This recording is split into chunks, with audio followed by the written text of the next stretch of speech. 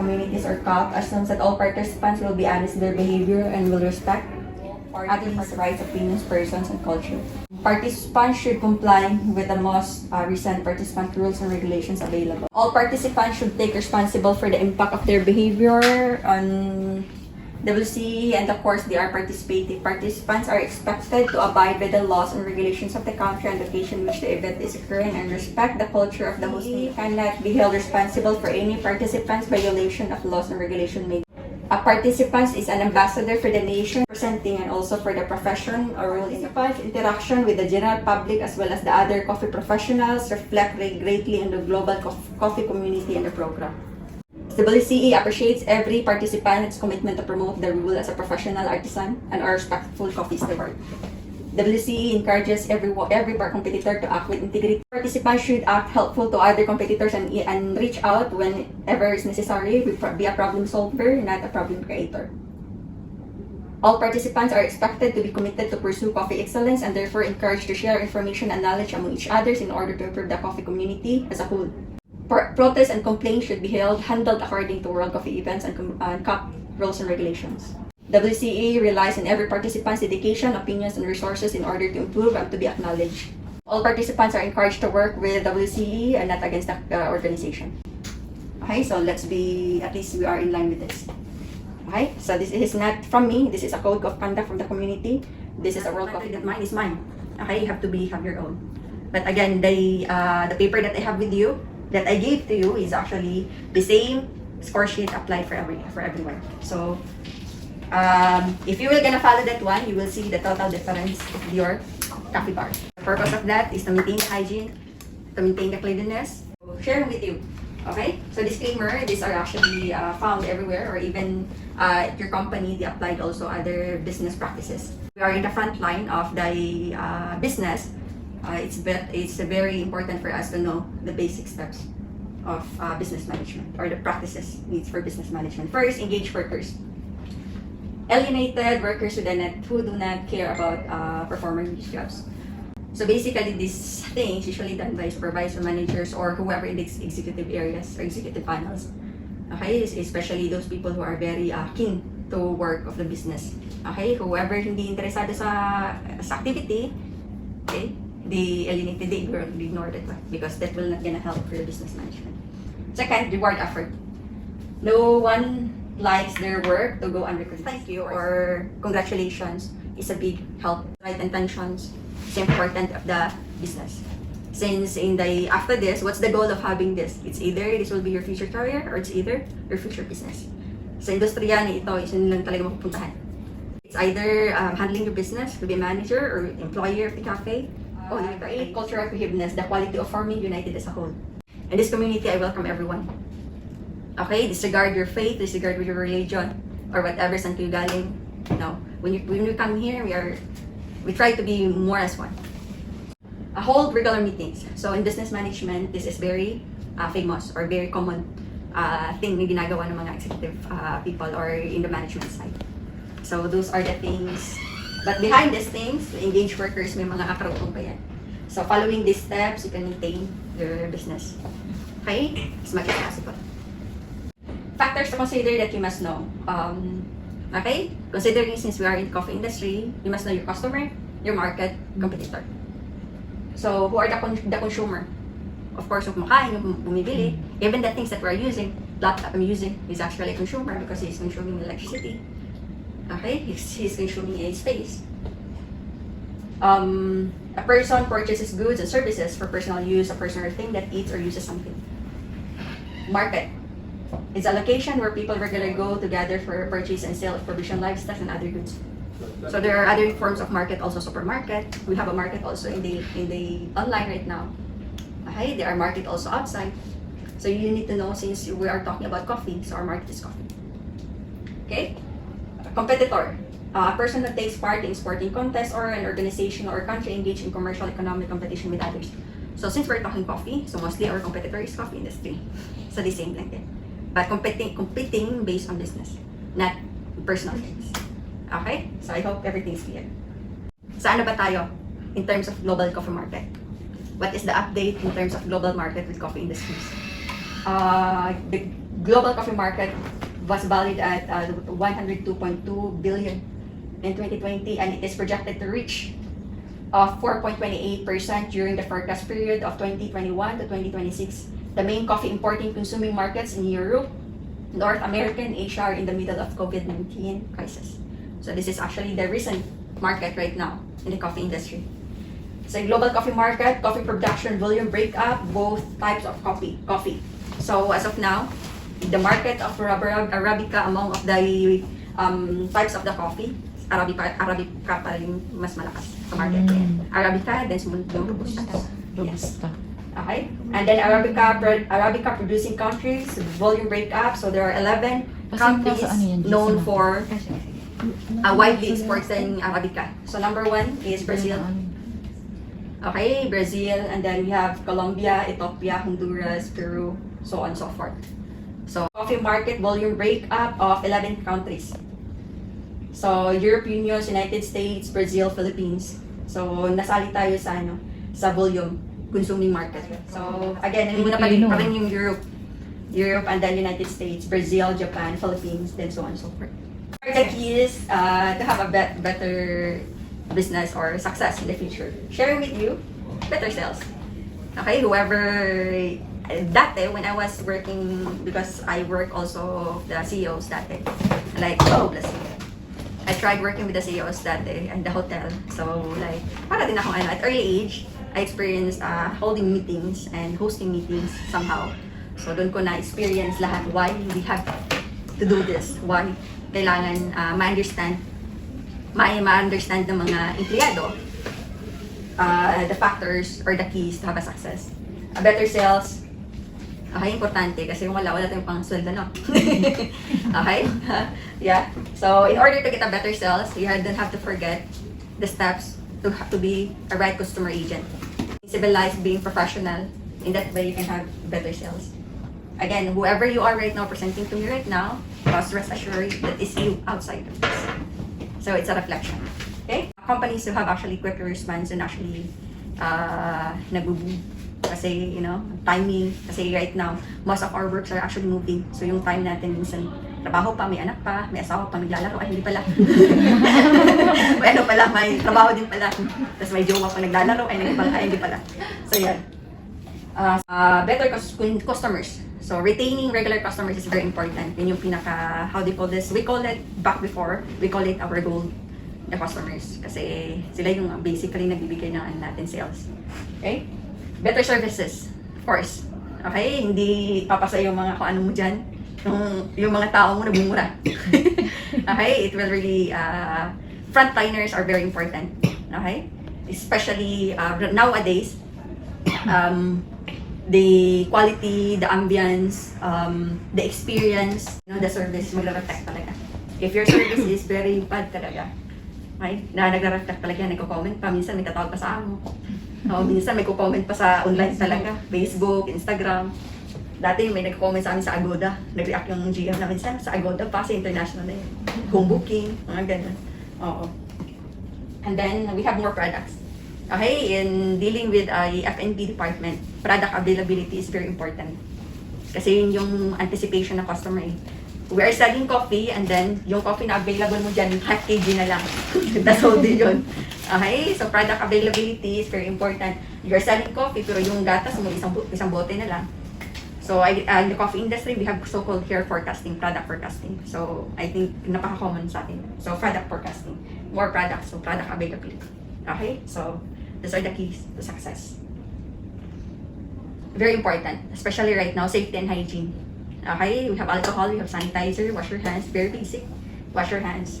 And then for food safety in the cafe, we have also temperatures na pina-follow, especially here. Dati when I was working in the coffee shop and when I made a coffee shop before, may pinaprovide ako parati na temperature sheet. Kasi yun yung usually na ginagamit natin sa cafe. Kasi yung milk na ginagamit nyo must be cold, must be chilled items. Okay? So very important that you have those things. HACCP, Hazard Analysis Critical Control Points, which is the food safety management system which identify, evaluates, and control hazard which is significant for food safety. So these are the organizations or the community na nagkakandak ng mga ganito. So what is a hazard? Something which might cause harm to the customer. So basically right now, so grateful with that technology kasi may mga signs na. What is cross-contamination? So cross-contamination, the transfer of bacteria from raw food to ready-to-eat food by direct or indirect contact. Okay?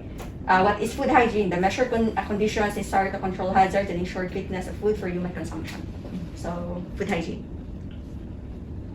What is food poisoning? An acute illness caused by consumption of contaminated food with symptoms of diarrhea and or vomiting caused by bacteria, molds, chemicals, metal poison, or plants or fish.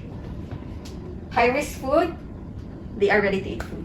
So, like say for example, coffees, mga lutong kanin, mga lutong ulam, those are already high-risk food, so dapat consume na sila agad. What is the danger zone? Okay, basically, mga danger zone natin is madali na lang mahanap yung mga ganito. So, if they are already danger zone, meaning it's too hot or hindi na safe to consume. So, ganun yung mga identities ng mga gadgets right now. So, even the signage. Okay? What is the ideal temperature to serve food? 75 degrees. Okay? Baka magtatanong kayo, ma'am, bakit yung steak, bless you.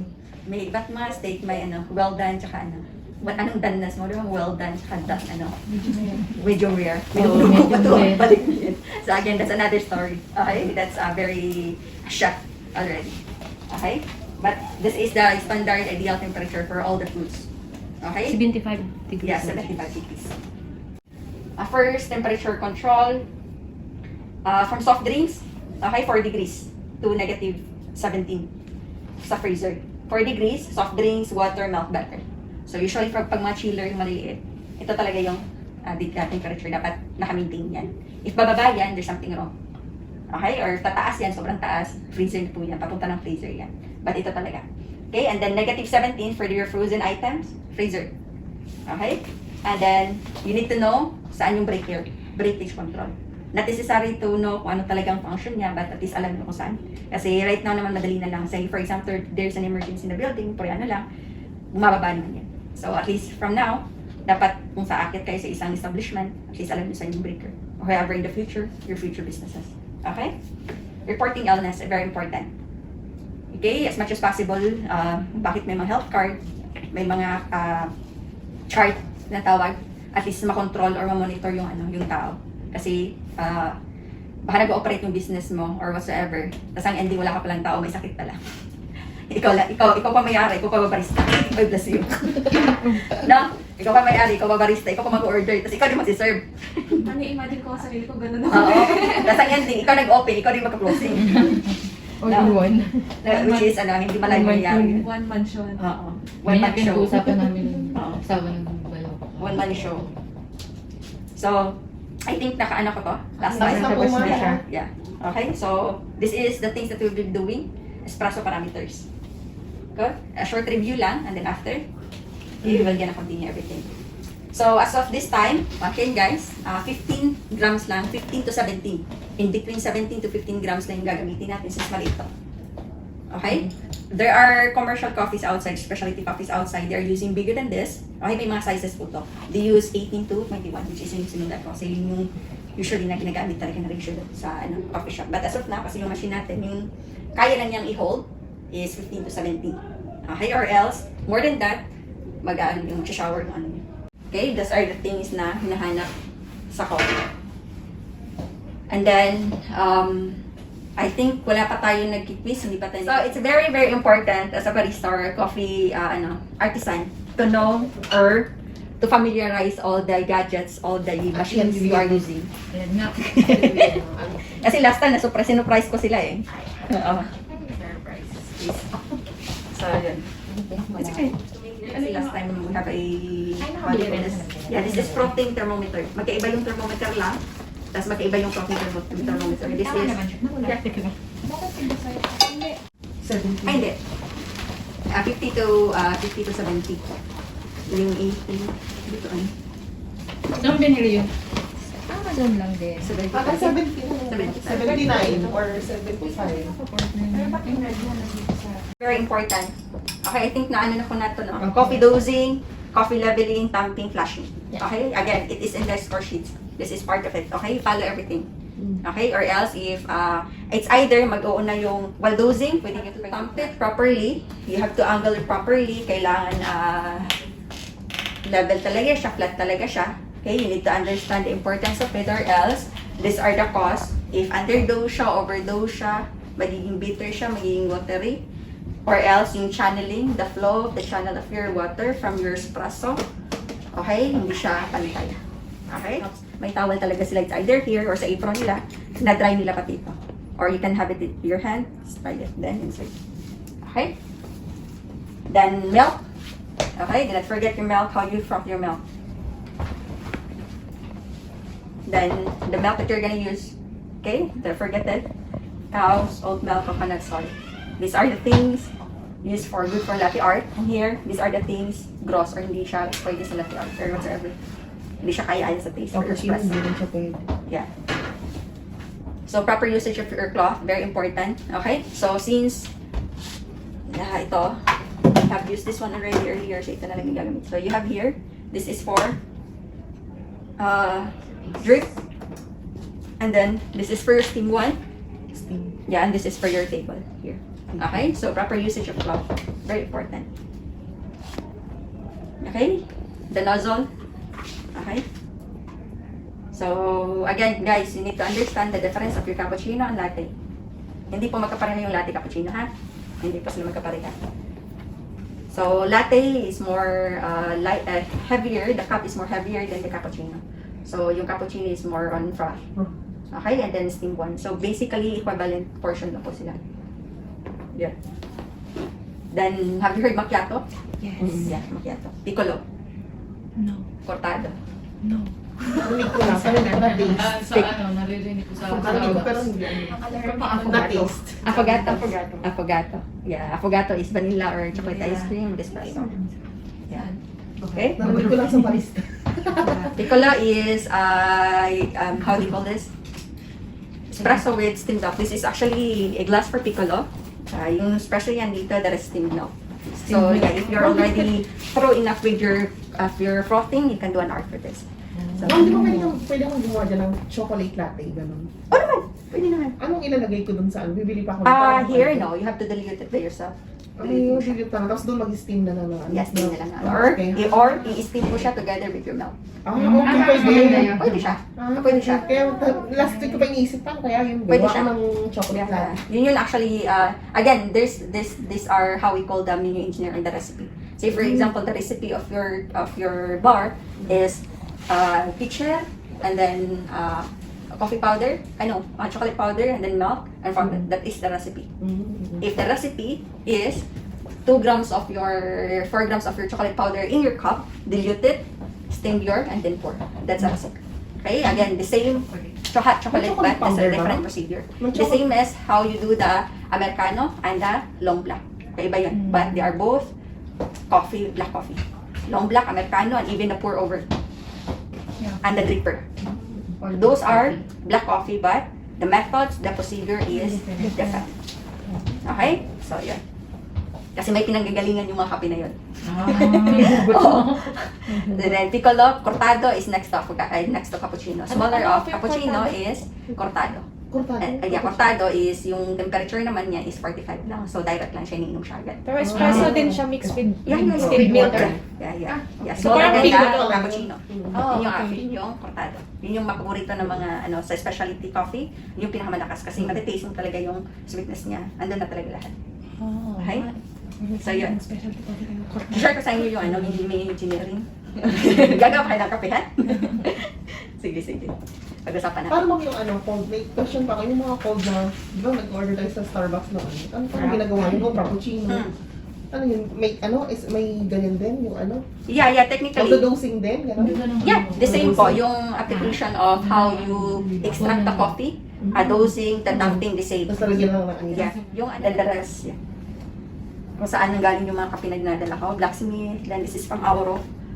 This ay coffee roaster. Yung ginagawa nila na roaster ngayon is before, microlat, kasi they own the plantation, the bean itself from Colombia and Brazil. May sarili talaga sila, and then they have their own roaster. And at the same time, the roaster itself, may coffee shop din sila. So those are microlat already, microlats na they don't have to source out from other coffee shops because they have the land itself already. So yeah. Then after that, yeah. So these are actually the World Coffee events. Okay, ito yung last na kukunin nyo. In the future, kung talagang mag-proceed kayo. Basically, here in the UAE, they conduct it in Archers sa Sharjah. But very often lang. Ano lang, tawag nito. Napaka-rare lang ng numbers na invite.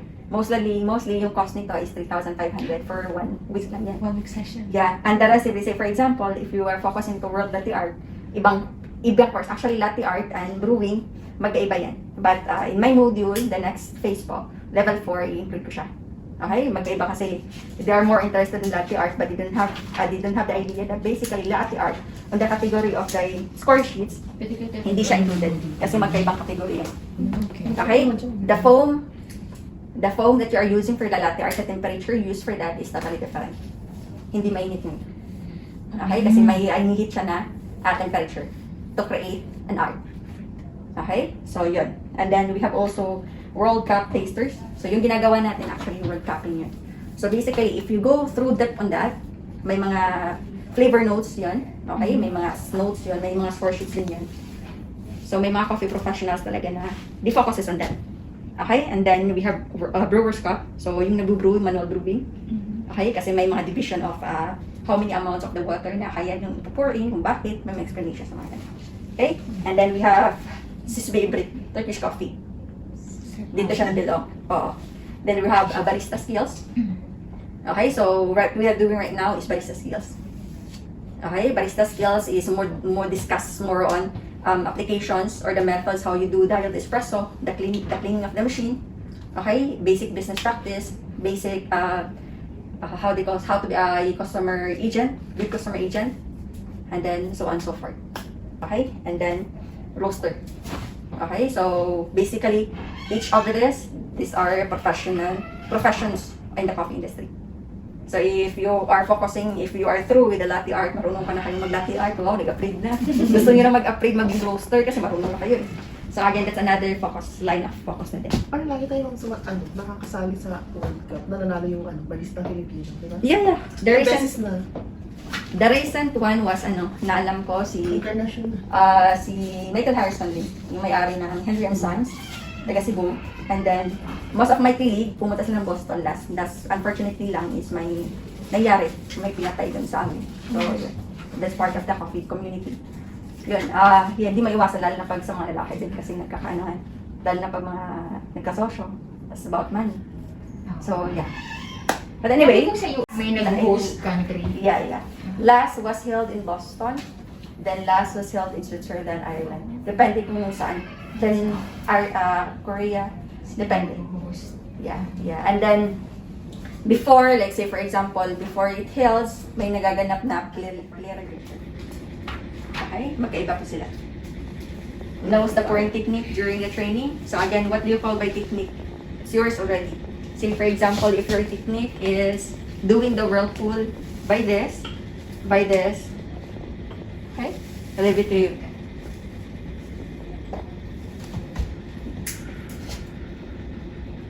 Milk foaming, okay? Milk foaming for the latte art is actually microfoam.